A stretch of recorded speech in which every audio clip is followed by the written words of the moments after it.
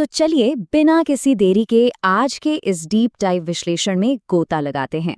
आज हम जिस थ्योरी को डिकोड करने जा रहे हैं ना, वो सच में आपका दिमाग घुमा देगी।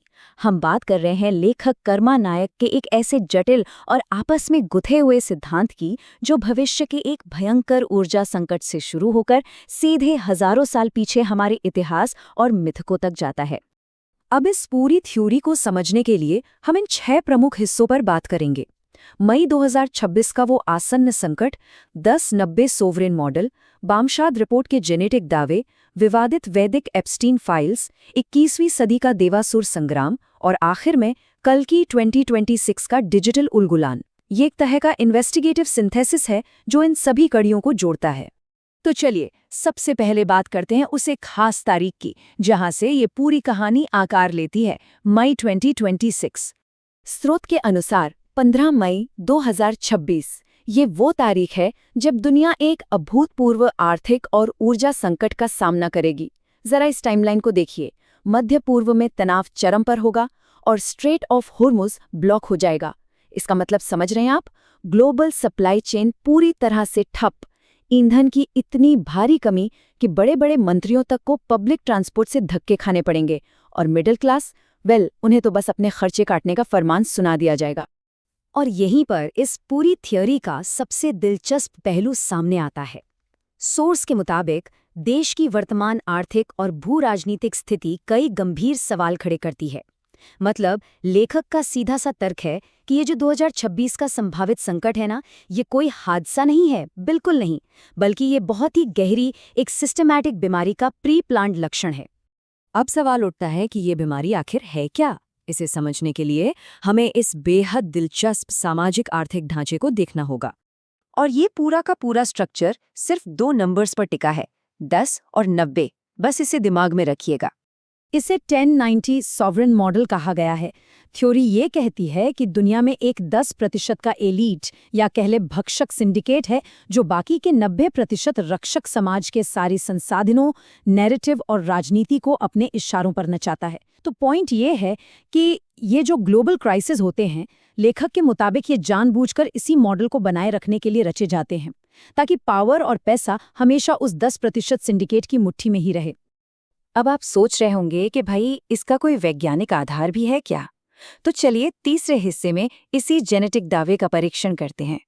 सोर्स मटेरियल यहाँ 2001 की माइकल बामशाद की डीएनए स्टडी का एक बहुत ही अलग तरीके से इस्तेमाल करता है। इस रिपोर्ट के आधार पर दावा किया गया है कि जो उच्च समूह हैं, उनका वाई डीएनए यानी पितृवंश सीधे यूरेशिया या यूरोपीय समूहों से मैच करता है, जबकि जो एमटी डीएनए है यानी मातृवंश, वो यहीं की स्थानीय मूल आबादी का है।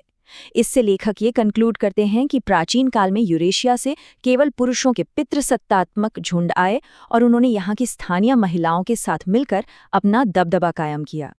और अब देखिए कि डॉट्स कैसे कनेक्ट किए गए हैं। ये थ्योरी इतिहास की बिल्कुल अलग अलग घटनाओं को एक ही धागे में पिरोती है। तर्क ये है कि पश्चिम में माया सभ्यता को जिसने नष्ट किया और पूर्व में सिंधु घाटी सभ्यता पर जिसने कब्जा किया, वो दोनों एक ही यूरेशियाई डीएनए वंशावली के थे। लेखक का मानना है कि ये जो साझा डीएनए है ना, यही एक ग्लोबल यूरेशियाई सिंडिकेट बनाता है, जो आज के समय में भी दुनिया के सारे बड़े जियोपॉलिटिकल अलायंसेस को कंट्रोल कर रहा है। ओके, अब हम इस विश्लेषण के सबसे प्रोवोकेटिव हिस्से की तरफ बढ़ रहे हैं, वैदिक एप्स्टीन फाइल्स। यहाँ मैं स्पष्ट कर दूं कि हम किसी भी प्रकार के शोषण की कड़ी निंदा करते हैं। हम यहाँ निष्पक्ष रूप से सिर्फ उस समाजशास्त्रीय तुलना को एक्सप्लेन कर रहे हैं जो लेखक ने अपनी किताब में की है। आप इस तुलना को देखिए। ये सीधे तौर पर आज के मॉडर्न संस्थागत शोषण के मामलों की तुलना प्राचीन पौराणिक कथाओं की एक बिल्कुल नई व्याख्या से करता है। एक तरफ आज का कुख्यात एप्स्टीन नेटवर्क है, जिसके पास लिटिल सेंट जेम्स जैसे प्राइवेट आइलैंड्स थे, और दूसरी तरफ लेखक के नजरिया से वैदिक सिंडिकेट है, जिनके पास एकांत आश्रम या इंद्रपुरी हुआ करती थी। मॉडर्न केस में वल्नरेबल टीनेजर्स को निशाना बनाया जाता है, तो लेखक प्राचीन केस में अप्सराओं या शोषित महिलाओं का उदाहरण सामने रखते हैं। इसे थोड़ा और करीब से समझते हैं। आज का जो एक्सप्लॉयटेशन सिस्टम है, वो कंसेंट या सहमति को बाईपास करने के लिए क्या इस्तेमाल करता है? अथाह पैसा, प्राइवेट जेट्स और पॉलिटिकल कनेक्शंस, राइट? स्रोत के अनुसार उसी तरह प्राचीन सिंडिकेट ने दैवीय शक्ति, पुष्पक विमान और नियोग जैसी प्रथाओं का सहारा लिया। तो बेसिकली इंद्र, अहिल्या या अलग-अलग ऋषियों की जो कहानियां हम सुनते आए हैं, लेखक उन्हें आज के लीगल लेंस से देखते हैं और उन्हें सत्ता के दुरुपयोग और सिस्टमैटिक शोषण के रिकॉर्ड के रूप में पेश करते हैं। और ये बात इस कोट में बिल्कुल साफ झलकती है। जब धर्म के नाम पर अधर्म का इतिहास लिखा जाता है तो उसे केवल सत्य का उलगुलान ही मिटा सकता है। ये काफी पावरफुल स्टेटमेंट है। बेसिकली लेखक इन प्राचीन ग्रंथों को कोई ईश्वरीय लीला नहीं मानते। उनके लिए ये एक शिकारी मानसिकता का पूरा क्राइम रिकॉर्ड है, जिसे अब एक कंप्लीट सिस्टम रिबूट की जरूरत है।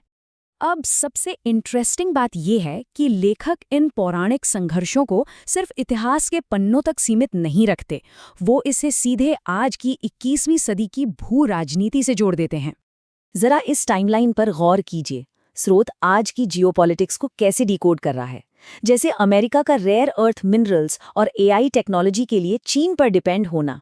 ऑथर के नजरिया से ये उस पुराने 10% वाले सिंडिकेट का कमजोर पड़ना है। उनके गठजोड़ टूट रहे हैं और इसे ही वो 21वीं सदी का अंतिम देवासुर संग्राम कहते हैं।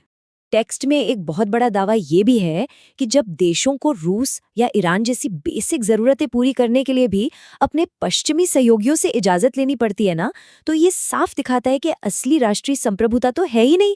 लेखक का तर्क है कि ये उसी 3000 साल पुराने गुप्त यूरेशियाई गठबंधन के आज भी जिंदा होने का सबूत है, और जो भी आने वाले ग्लोबल कॉन्फ्लिक्ट्स हैं वो इसी पुराने अलायंस को उखाड़ फेंकने की फाइनल बैटल है। तो चलिए अब इस पूरी थ्योरी के क्लाइमैक्स पर आते हैं। बीमारी तो बता दी, लेकिन लेखक इसका क्या जमीनी समाधान सुझाते हैं? सिर्फ 10 रुपए। अब आप सोचेंगे कि ये क्या है? दरअसल ये सिर्फ एक नंबर नहीं है, ये लेखक के ई बुक कैंपेन का पूरा फोकस है। ये दिखाता है कि वो इस वैकल्पिक ज्ञान को, इस ऑल्टरनेटिव नैरेटिव को हर इंसान के लिए कितना सुलभ बनाना चाहते हैं। इसे उन्होंने नाम दिया है डिजिटल उलगुलान, मतलब एक डिजिटल क्रांति या विद्रोह। उनका प्लान क्या है? अमेज़न या गूगल जैसी बड़ी टेक कंपनियों की मोनोपोली को बाईपास करके अपनी 18वीं किताब कल्कि 2026 को एक इंडिपेंडेंट ई बुक स्टोर से डिस्ट्रीब्यूट करना। साथ ही डीप रिसर्च तक एक्सेस देने के लिए 500 यूट्यूब सब्सक्राइबर्स का एक स्पष्ट टारगेट रखा गया है। आइडिया ये है कि पढ़ने वाले सिर्फ रीडर ना रहें, बल्कि सत्य के वाहक बने, उन्हें एम्पावर किया जाए। मतलब सोचिए, एक कप चाय या बिस्किट के पैकेट की कीमत में ये कैंपेन आम लोगों को हजारों साल पुराने सिस्टम को चुनौती देने के लिए इनवाइट कर रहा है। ये अवेयरनेस फैलाकर उस 10% वाले सिंडिकेट के पुराने सॉफ्टवेयर को हमेशा के लिए क्रैश करने का एक बहुत ही शानदार ग्रासरूट प्रयास है।